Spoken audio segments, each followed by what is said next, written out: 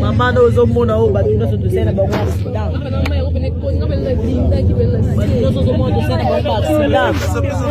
Au monde bâtiment de scène bon accident. Zamba bon moi to pesa yo nini Yesu.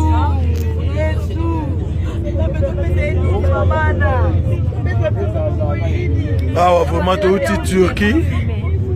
Turquie vraiment destination Grèce. Ah nzelo ba pesa biso ba conseil mais to linga koyoka te biso toza awa toza mélanger ba congolais toza mélanger na ba camerounais donc batu ba kufi ne bazawa bandeko na biso batikali na mayi oyo nde to sola boye bandeko na biso batikali na mayi oyo nzambe asali biso grâce biso yo toza na bomoi.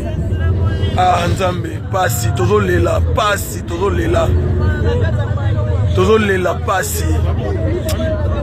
ti bomona nga boye donc nzambe kaka soki nzambe te belelo onga atika na mayi oyo bele nga lelo sambali me natika na mayi oyo nga Patrick Samba me natika na mayi oyo donc ozomona tozolela bandeko na biso bakufi awa na mayi oyo ebele bandeko na biso bakufi na mayi oyo awa bandeko na biso batikali awa eza pasi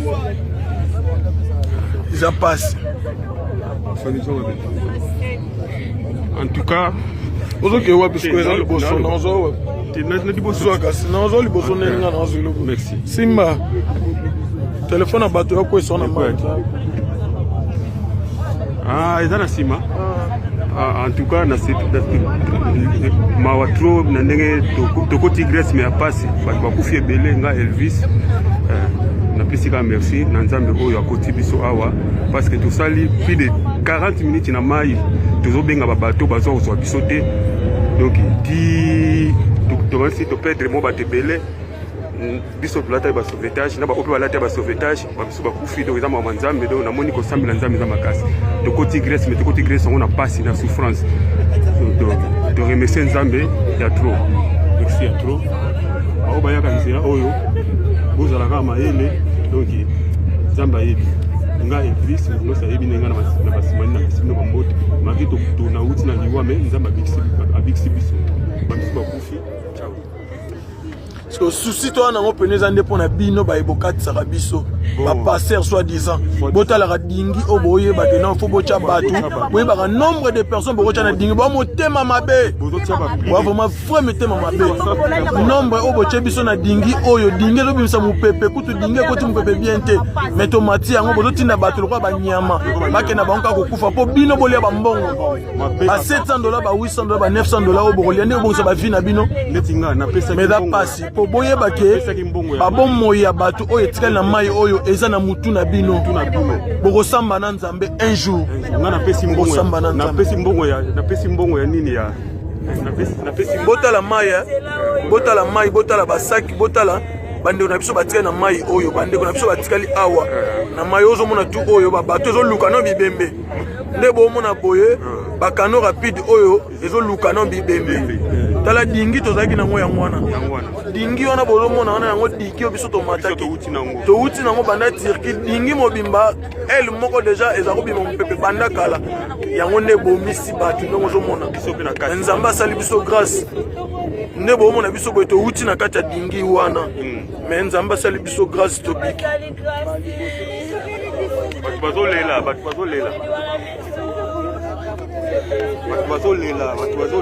bazolela omusana mabe neti nga napesi mbongo na nga ya kano me bamati nga na nini ya nini ya regrete nzambe azala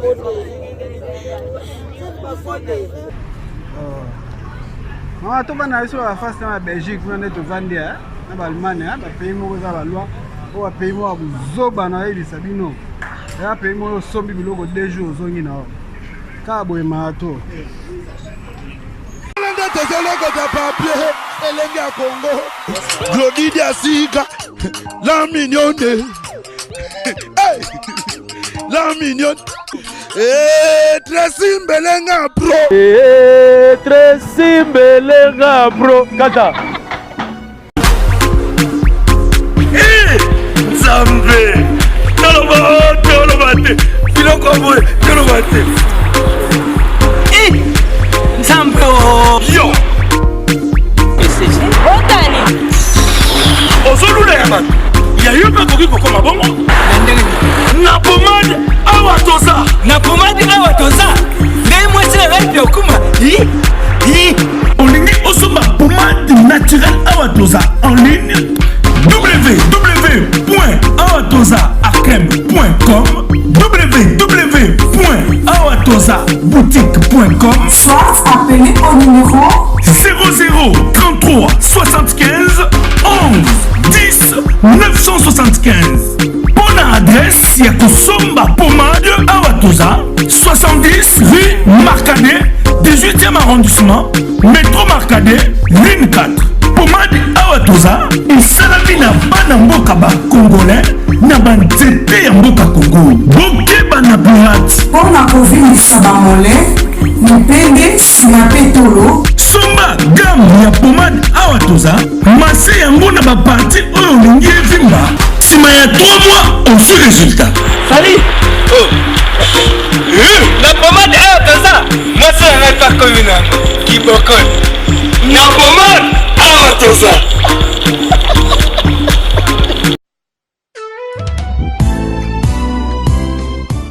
Chez Grâce Beauté Cosmétique Paris, Binda Francine, la fondatrice de la marque Grâce Beauté.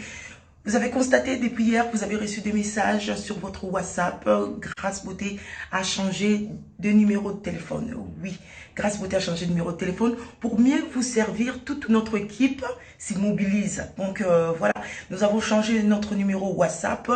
Le numéro d'avant, c'était uniquement WhatsApp. Maintenant, vous pouvez aussi nous appeler en appel normal. Surtout, ne vous inquiétez pas.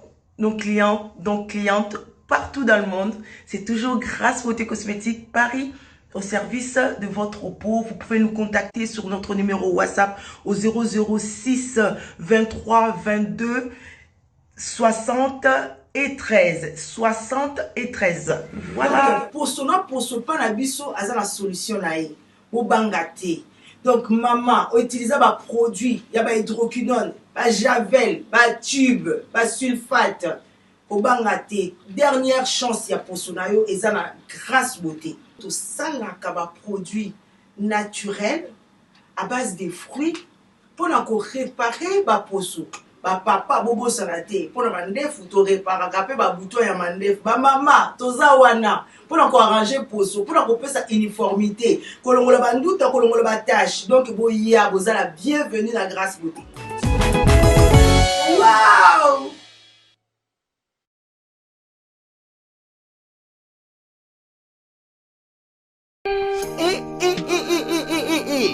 Pona kotinda bakoli na bino na Kinshasa pe na Congo Brazzaville, makambo ya kotambola tambola na bakoli na ba agence Silier.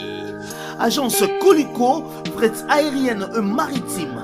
Spécialité na bango, bakoya kozwa biloko esika nyonso zwili yo na monde entier. Il suffit ozala na adresse. Ozala na France, to na mboka nyonso ya Europe, ozala na Canada, les États-Unis, to na Amérique du Sud, ozala na Russie, Asie. Il suffit ozala na adresse, bakoya kotombola kolina yo bango moko. Ata ezali ya mokie moins d'un kilo, bakoya kotombola. Pona ba ebanso bazali na Union Européenne, fret aérien ezali na 9,50 € le kilo. Soki pe olingi maritime, benga bango na ba numéro ekomami na écran. Soki olingi yo mona bango bazwami na 18 place de Nanféance, 93 420 Villepinte. Contactez Colicot au plus 33 7 600 54 880. Agence Colicot, le sérieux dans les affaires. Glodidia Sika, la mignonne. Hey, la mignonne. Tracy Mbelenga Pro. Tracy Mbelenga Pro. Kata.